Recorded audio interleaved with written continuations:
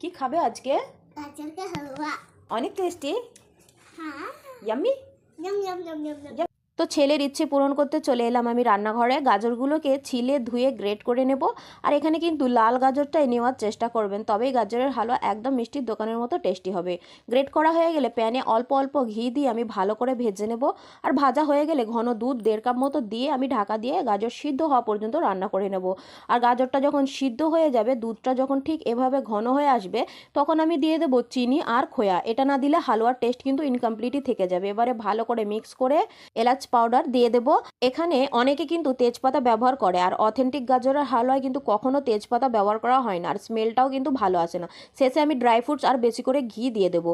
আর এই রেসিপিতে কিন্তু ঘিয়ের সাথে কোনো প্রকার কম্প্রোমাইজ করলে হবে না, একটু বেশি পরিমাণে ঘি দিতে হবে। তো গাজরটা আমার এখানে রেডি হয়ে গেছে।